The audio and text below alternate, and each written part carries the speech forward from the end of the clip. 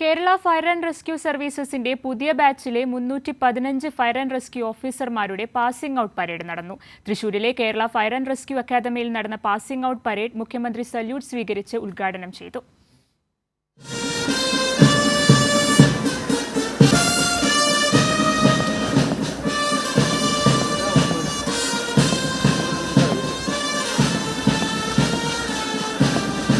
Kerala fire and rescue services അക്കാദമിയിൽ പരിശീലനം പൂർത്തിയാക്കിയ 295 ഫയർ ആൻഡ് റെസ്ക്യൂ ഓഫീസർമാർ, 20 ഫയർ ആൻഡ് റെസ്ക്യൂ ഡ്രൈവർമാർ ഉൾപ്പെടെ 315 പരിശീലനാർത്ഥികളുടെ സംയുക്ത പാസിംഗ് ഔട്ട് പരേഡാണ് തൃശൂർ വിയൂരിലെ Kerala fire and rescue services academy parade ഗ്രൗണ്ടിൽ നടന്നത്.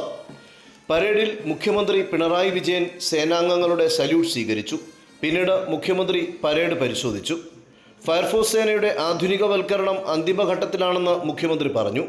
പ്രഥമ ശുശ്രൂഷ, പുക നിറഞ്ഞതും ഇരുൾ മൂടിയതുമായ മുറികളിലെ രക്ഷാപ്രവർത്തനം, ശ്വസന സഹായികൾ ഉപയോഗിച്ച് ബഹുനില കെട്ടിടത്തിൽ നടന്ന രക്ഷാപ്രവർത്തനം, ബേസിക് ലൈഫ് സപ്പോർട്ട്, ഇങ്ങനെ വിവിധ വിഷയങ്ങളിലെ അടിസ്ഥാന പാഠഭാഗങ്ങളും അവയ്ക്കനുയോജ്യമായ പ്രായോഗിക പരിശീലനങ്ങളും നിങ്ങൾക്ക് ലഭിച്ചിട്ടുണ്ട്. ഇത്തരം ദുരന്തഘട്ടങ്ങളിൽ മാത്രമല്ല, പകർച്ചവ്യാധികളുടെ നിയന്ത്രണ ഘട്ടത്തിലും മാതൃകാപരമായി പ്രവർത്തിക്കാൻ ഈ സേനയ്ക്ക് കഴിയുമെന്ന് തെളിയിച്ചിട്ടുണ്ട്. ജലസുരക്ഷാ വിദഗ്ധ പരിശീലന അക്കാദമിയും ആരംഭിച്ചിട്ടുണ്ട്. പുതിയ സേനാംഗങ്ങൾ പരേഡിൽ പ്രതിജ്ഞയെടുത്ത ശേഷം ക്വിക്ക് മാർച്ചും നടത്തി.